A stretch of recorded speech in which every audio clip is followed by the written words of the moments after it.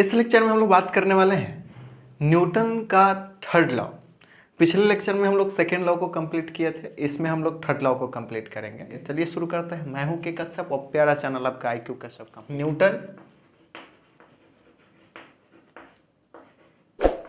Newton third law,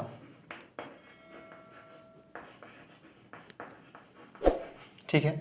इसमें तो simple और कुछ ज़्यादा मिस्ट्री वाली बात है नहीं। ये क्या कहता है? ये कहता है to every action there is an equal and opposite reaction. Opposite reaction, ये होता है रिएक्शन, ठीक है। RA क्या है लिखा हुआ है? REACTION, ठीक है। अपोजिट रिएक्शन, सिंपल सा बात एक कहता है, न्यूटन थर्ड लॉ कहता है कि एवरी एक्शन जो होता है, कॉन्शियस एक्शन, वो क्या होता है? अपोजिट होता है और इक्वल होता है। अपोजिट होता है और इक्वल होता है। अब समझिएगा, एवरी एक्शन जो है, एक्शन क्या है? जो हम लोग अप्लाई कर रहे होते हैं। और इक्वल एंड अपोजिट रिएक्शन क्या है? तो रिएक्शन भी क्या होता है? बॉक्स आपके ऊपर अप्लाई कर रहा होता है। एक्चुअली एक्शन यहाँ कहने का मतलब है कॉन्शियस फोर्स, ठीक है। और रिएक्शन भी कहने का क्या मतलब है? तो फोर्स, ठीक है। अब समझना, ये एक्शन जो फोर्स होता है कोई भी ऑब्जेक्ट पे लगता है। जैसे मान लीजिए एक mkg का कोई मास है, ठीक है। इसके ऊपर आपने एक फोर्स लगाया F, ठीक है। ये F फोर्स लगाया, इस फोर्स को हम लोग बोलते हैं कॉन्शियस एक्शन। तो इसलिए इसका नाम भी रखा गया, इस फोर्स का एक्शन है इसलिए इसका नाम रख गया एक्शन फोर्स, ठीक है। इसलिए इसका नाम रखा गया एक्शन फोर्स, जो हम लोग अप्लाई कर रहे होते हैं। अब समझिएगा, आप बॉक्स भी क्या कर रहा होता है, उतना ही फोर्स से आपको पीछे की तरफ खींचता है। जैसे आप इसके ऊपर इस डायरेक्शन में फोर्स लगाते हैं तो बॉक्स आपके ऊपर क्या करता है? फोर्स लगाता है। सिंपल कहानी, कोई आप किसी को थप्पड़ मार रहे हैं तो ये हाथ इसके ऊपर गया तो ये गाल भी तो इसके उस पर सटा, तो हाथ इस पे फोर्स लगाया तो गाल भी इसके ऊपर फोर्स लगाया। जितना जोर से मैंने मारा उतना ही जोर से गाल भी क्या करा? इसको मारा है, ठीक है ना। तो यही बात कहता है। तो ये क्या करता है? ये बॉक्स, ये तो हम लोग लगाए इसके ऊपर फोर्स ऐसा, और ये बॉक्स क्या करता है? इस आदमी के ऊपर फोर्स लगाता है। मान लीजिए इसका नाम F1 दे दे, तो इस F1 को हम लोग बोलते हैं कॉन्शियस रिएक्शन फोर्स। इसका मतलब है इसको, इस फोर्स को तो फोर्स ही है, इसका नाम रखा गया रिएक्शन फोर्स। Reaction force. अब देखिएगा दोनों कैसा है, डायरेक्शन में दोनों के क्या है? अपोजिट है क्या?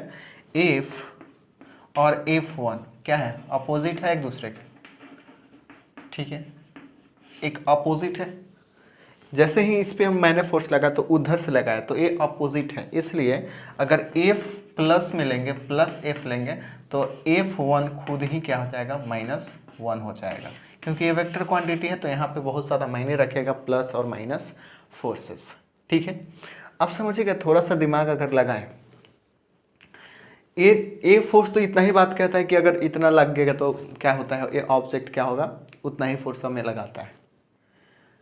अब यहाँ से इसका कंसेप्ट क्लियर हुआ, तो अब हम लोग इसी क्वेश्चन को थोड़ा सा समझेंगे तो आपको क्या समझ में आएगा। इस पे मैंने F फोर्स अप्लाई किया और इधर से ये F1 फोर्स अप्लाई कर दिया, ठीक है। अगर दोनों को सॉल्व करें तो F1 और ये ऑब्जेक्ट सपोज मान ली अभी भी रेस्ट में ही रह गया, ठीक है। इतना फोर्स अप्लाई करने के बाद भी क्या है? अभी रेस्ट में है। तो ये दोनों का सम, F1 और F2 का ये सम मास इंटू एक्सेलरेशन होना चाहिए। हम लोग जानते हैं mass into force into acceleration, force is equal to mass into acceleration होता है। ये F क्या होता है? एक्सटर्नल फोर्स होता है। कौन सा? एक्सटर्नल फोर्स, या फिर कह सकते हैं कि ये क्या है? नेट फोर्स है। कॉन्शियस ज़्यादा बेटर है, नेट फोर्स। नेट फोर्स मतलब किसी ऑब्जेक्ट पर कितना जो भी फोर्स लग रहा है सभी का सम मास इंटू एक्सेलरेशन के बराबर होता है, द्रव्यमान इंटू त्वरण के बराबर होता है। तो यहाँ इतना इक्वल टू इतना। अब समझिएगा, ये ऑब्जेक्ट तो रेस्ट में है तो हम लोग जानते हैं acceleration equal to v minus U by क्या होता है, t होता है। तो चलिए टाइम से पता नहीं, लेकिन ये क्या है, खत्म है, ये तो जीरो है, क्योंकि कहा है कि रेस्ट में, तो जीरो। एक्सेलरेशन जीरो तो ए जीरो, ए जीरो तो ये पूरा जीरो। इसका मतलब f1 और f का प्लस इक्वल टू जीरो। अब समझिएगा ये डायरेक्शन में क्या है, एक दूसरे का अपोजिट है, मतलब ये इस डायरेक्शन में, तो इस डायरेक्शन के प्लस लें तो ये इस डायरेक्शन में खुद ही क्या होगा, माइनस हो जाएगा। इसका मतलब ये क्या है, एक्चुअली माइनस में। तो यहाँ से f इक्वल टू f1, तो यहाँ से हम लोग पता कर सकते हैं कि ये एक्चुअली दोनों आपस में क्या है, फोर्स इक्वल है। फर्स्ट लॉ से हम लोग ये कर लिए। आप इस कहानी को चेक कर सकते हैं। सेकेंड लॉ हम लोग जानते हैं, एक्चुअली सेकेंड लॉ ही यूज़ करते हुए हम लोग यहाँ पे आए हैं। तो आप सेकेंड लॉ से ही थर्ड लॉ पे फिर आ सकते हैं और कहानी को आसानी से प्रूफ कर सकते हैं। और यहाँ पे इसको मैंने करके दिखाया किसके माध्यम से, F इक्वल टू m है। ये सेकेंड लॉ ऑफ मोशन है। अब यहाँ से आपको दिमाग में आएगा, अगर इक्वल फोर्स अगर इसके ऊपर लग रहा है, ये इधर से लगा रहा है, ये इधर से लगा रहा है, तो ये ऑब्जेक्ट कभी मूव नहीं करना चाहिए। जैसे हम लोग अगर सोचो किसी ऑब्जेक्ट को खींच रहे हैं, तो ऑब्जेक्ट भी मुझे उस डायरेक्शन में खींच रहा होगा, यही बात है ना। अगर कोई भी फोर्स, टेंशन फोर्स हो, स्प्रिंग फोर्स हो, कोई भी फोर्स अगर किसी ऑब्जेक्ट पे लगा रहे हैं तो ऊपर उल्टा लगाएगा। अगर 10 न्यूटन से मैं उसको अपनी तरफ खींच रहा हूँ, तो ऑब्जेक्ट भी क्या कर रहा होगा, अपनी तरफ 10 न्यूटन से खींच रहा होगा। तो 10 न्यूटन दोनों ऐड होकर जीरो हो जाएगा। तो जीरो हो जाएगा तो वो तो ऑब्जेक्ट मूव नहीं करना चाहिए। फिर भी कोई भी ऑब्जेक्ट को हम लोग आसानी से मूव कैसे करा देते हैं। जैसे हॉर्सेस को देखते हैं, वो कार्ट को क्या करता है, खींचता है। जैसे हॉर्स कार्ट है, क्या मत समझिए, एक मान लीजिए एक कार्ट है और एक हॉर्स है। जैसे घोड़ा के पीछे वो बग्गी ही बोलते हैं ना, बग्गी बोलते हैं। तो कैसे उसको मूव कराता है, अगर घोड़ा जितने स्पीड से उस बग्गी को खींच रहा है अपने तरफ, तो बग्गी भी उसके, क्योंकि कहता है कि अगर वो इधर खींच रहा है तो वो भी इधर खींच रहा है। मान लो ये 100 न्यूटन से आगे की तरफ खींचे, तो बग्गी भी क्या कर रहा होगा, 100 न्यूटन से पीछे की तरफ खींच रहा होगा। दोनों को ऐड करें तो रिजल्ट कितना होगा, फोर्स दोनों का जीरो होगा।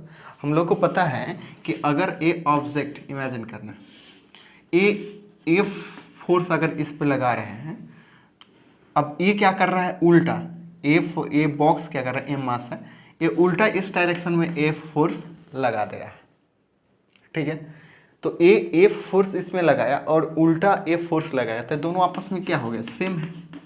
तो सेम है तो ऑब्जेक्ट तो मूव नहीं करना चाहिए। जैसे एक और केस देख लीजिए, मान लीजिए ए अभी रेस्ट में है और इधर आप 10 न्यूटन का सपोज फोर्स लगाए, तो इसी के ऊपर जस्ट अपोजिट क्या करता है, 10 न्यूटन का दूसरा बंदा फोर्स लगा देता है। तो दोनों का सम क्या हो जाएगा, जीरो। सम कैसे, जैसे ए प्लस ले रहे हैं तो जस्ट अपोजिट है तो माइनस लेना होगा, क्या हो जाएगा, जीरो। तो क्या ए ऑब्जेक्ट मूव करेगा, तो नहीं करेगा। क्यों नहीं करेगा, क्योंकि फोर्स इस पे क्या हो जा रहा है, जीरो हो जा रहा है।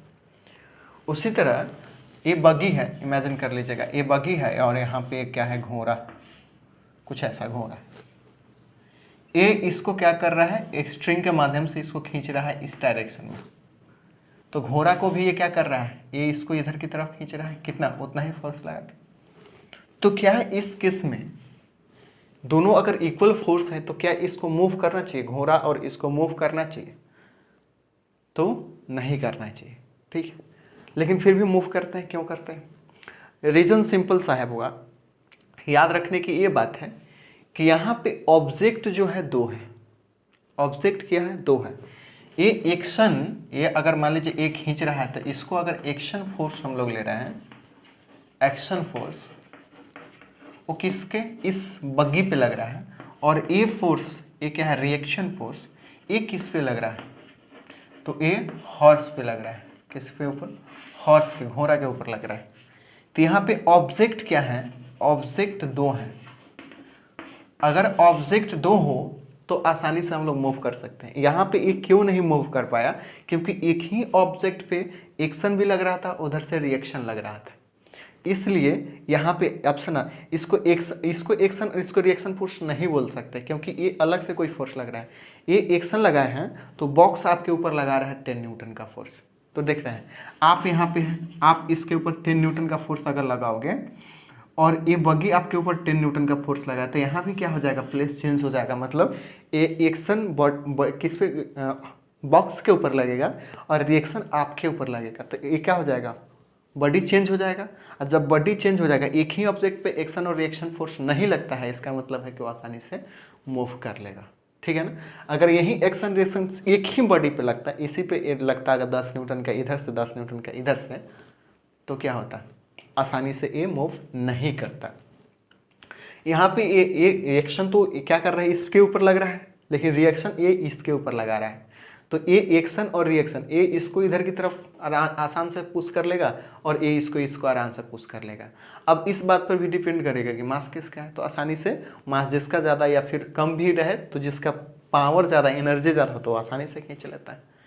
और यही बगी है, आप समझो, यही बगी है, और इधर से आप 10 न्यूटन का फोर्स लगा रहे हैं, रेस्ट में है, और इधर से कोई आपका दूसरा बंदा 10 न्यूटन का फोर्स लगा, तो मूव नहीं करेगा, ये रेस्ट में ही रहेगा जिंदगी भर, ठीक है ना। लेकिन ये आप समझना है, अब सिंपल एक दूसरा बॉक्स है, ठीक है, या फिर ऐसा ही करते हैं ना, ये बगी हो गया और ये आप इसके ऊपर 10 न्यूटन का फोर्स लगाना शुरू कर दिए, और अब देखना टेंशन फोर्स क्या करता है, tension force sorry action force तो इसके ऊपर फोर्स है, रिएक्शन क्या करता है, इसके ऊपर लगता है। सपोज इसको समझने के लिए आप इमेजिन करें कि आपका फ्रेंड क्या करता है, इस पर 10 न्यूटन का फोर्स किसी भी डायरेक्शन में, इस डायरेक्शन में या इस डायरेक्शन में फोर्स लगाना शुरू कर देता है, तो क्या इस पर कोई फर्क पड़ेगा? ये तो 10 न्यूटन से ये क्या कर रहा है, खींच रहे तो खिंचाएगा ही, या फिर पुश कर रहे तो पुश होगा ही। आपके ऊपर ये 10 न्यूटन का इफेक्ट आपके ऊपर पड़ेगा, समझ रहे हैं, इसके ऊपर नहीं पड़ेगा, इसलिए ये आसानी से मूव कर जाएगा। ये आपके ऊपर फोर्स लगाता, हो सकता है आप भी मूव कर जाए, तो ये बात होता है। अगर सेम ऑब्जेक्ट पर एक्शन और रिएक्शन फोर्स लग रहा होता, अब सिंपल सी कहानी एक और याद रखिए, एक्शन और रिएक्शन फोर्स सेम ऑब्जेक्ट पे लगेगा ही नहीं। क्या सेम ऑब्जेक्ट एक ऑब्जेक्ट को मारता है क्या, थप्पड़ मारेगा? अगर माना मेरा गाल मेरा हैंड, तो ये ऑब्जेक्ट अलग हो जाएगा और गाल अलग हो जाएगा, तो एक्शन गाल पे लगा तो रिएक्शन हाथ पे लगेगा, ठीक है ना। तो एक कहानी हम लोग को जानने थे। कभी कभी क्वेश्चंस पूछ दिए जाते हैं, हम लोग को याद है कि 9th क्लास में पूछा हुआ था कि एक्शन और रिएक्शन फोर्स इक्वल और अपोजिट होते हैं, तो एक्सप्लेन करें कि जो हॉर्स होते हैं वो क्यों काठ को खींच लेते हैं। सिंपल सी बात है, नहीं खींचना चाहिए। तो रीज़न वहाँ यही था कि ये जो एक्शन और रिएक्शन दो बॉडीज पे लग रहे होते हैं, बॉडी अलग अलग है, इसलिए हम लोग एक्शन और रिएक्शन, और इसलिए वो आसानी से क्या होता है, मूव कर लेता है। तो ये कहानी आपको आसानी से समझ में आया होगा। अच्छा, इसका एग्जांपल और भी क्या क्या है, ये तो नॉर्मल सा हो गया। तो एक लेक्चर और आएगा, ये अपना चैप्टर कंप्लीट हम लोग कर लेंगे।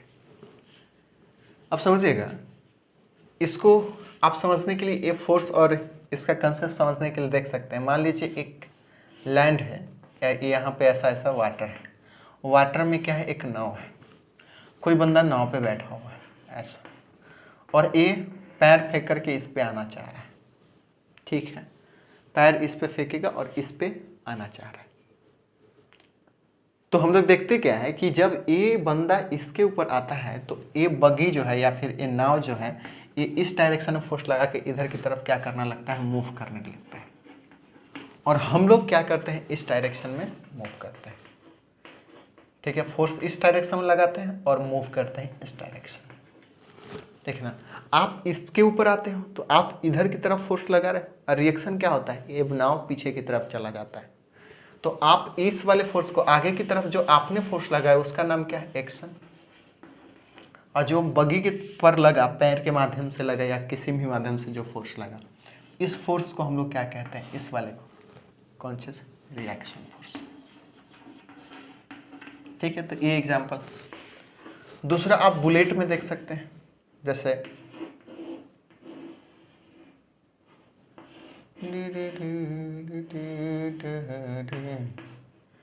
जीवन, क्या बात है, गजब का बुलेट। बुलेट में ये एक गन हो गया, और जानते हैं कि यहाँ से क्या होता है, बुलेट निकलेगा ऐसा कुछ, और इधर भी के स्पीड से जाएगा। तो हम लोग देखते हैं जब भी गन चलाते हैं, तो ये अगर ए से स्पीड भी स्पीड से जा रहा है, तो ये भी क्या करता है, पीछे की तरफ कुछ स्पीड से जाने लगता है। जितना स्पीड से आगे जा रहा है, तो हो सकता है उतना तो नहीं, लेकिन क्या होता है, पीछे आता है। इसका मास ज़्यादा होता है, इसका मास कम होता है, इस बात पर भी डिपेंड करता है कितना पीछा जाएगा।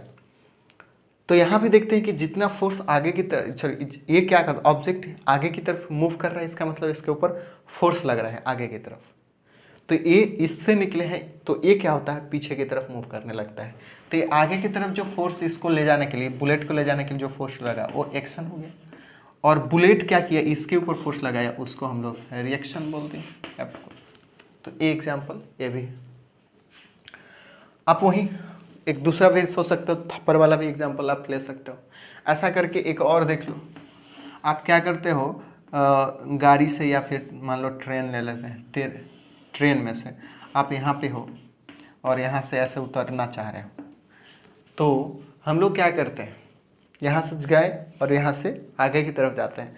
तो यहाँ से जब भी आएंगे तो आगे की तरफ, तो हम लोग का पैर इसको पीछे की तरफ फोर्स लगाता है। अब समझना, इसको आगे की तरफ, हम लोग आगे की तरफ आते हैं, इसके पीछे के ऊपर फोर्स लगाते हैं।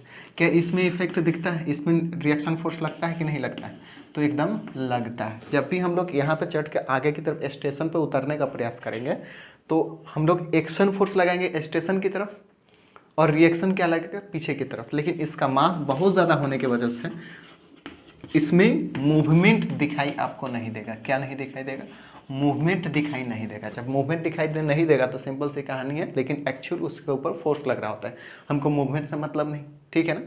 किसी वजह से उस पर फोर्स लग रहे हैं लेकिन दिखाई नहीं दे रहे हैं, तो इसमें भी ऐसा एग्जाम्पल हो सकता है।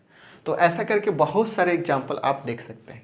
तो आप समझिएगा, एक्शन और रिएक्शन, एक तो बात आप याद रखेंगे, जो फोर्स लग रहे होते हैं, दो बॉडी पे लग रहे होते हैं, सेम बॉडी पे लग रहा होता तो ऑब्जेक्ट मूव नहीं करता। तो कोई भी पूछेगा तो इस साल का जवाब आप देंगे। 5-6 गो एग्जाम्पल आप क्या कर लेंगे, खुद से आराइज करें और इसको थोड़ा सा और भी डेवलप करने का प्रयास करें कि ये एक्चुअल कह क्या रहा है। सेकेंड लॉ भी आपको बहुत लोग कहता है समझ नहीं आता है, उसको थोड़ा सा गौर से देखें, मेरा लेक्चर 1-2 बार देखें तो आपको समझ में आएगा कि वो कोई बड़ी बात नहीं है।